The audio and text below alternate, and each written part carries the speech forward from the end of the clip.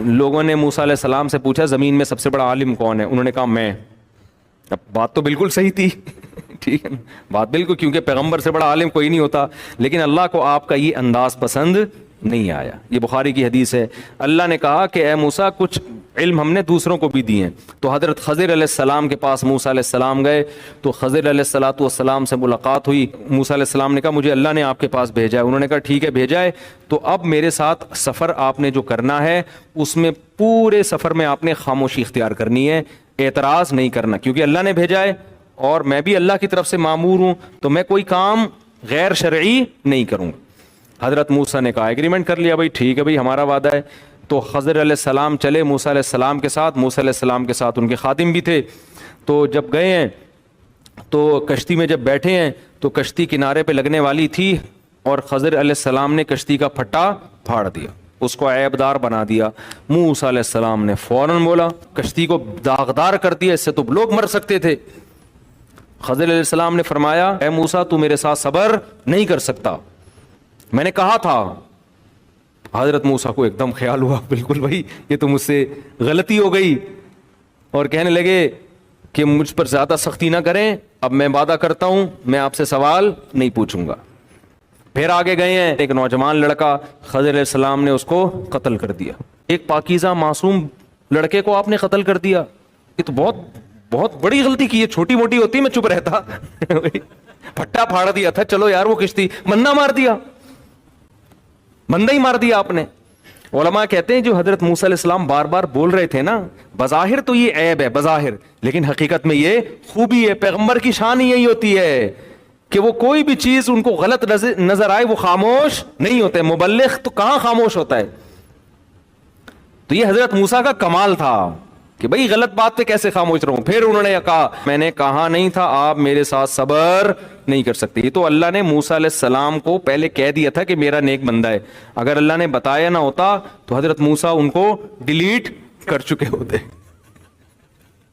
کہ جب بندہ مارا نا وہ کہتے تو نے یہ بندہ کیسے مارا, میں نے تو ایک مکہ مارا تھا, غلطی سے بندہ مارا تھا, اب میں جان کر بتاتا ہوں.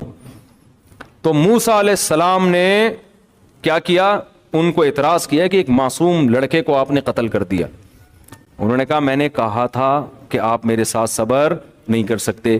حضرت موسیٰ نے فرمایا بس میری سزا یہ ہے کہ اگر اب میں آپ کے کسی کام پہ اعتراض کروں تو آپ کا راستہ الگ میرا راستہ الگ. اپنی سزا خود ہی تجویز کر دی.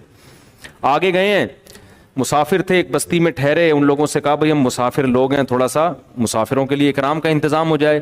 بستی والے ایک نمبر کے کنجوس لچڑ, ایک حالانکہ مسافروں کی تو ہر آدمی خدمت کرتا ہے نا, مدد کرتا ہے, فخر کرتا ہے. بستی والوں نے کچھ بھی نہیں دیا.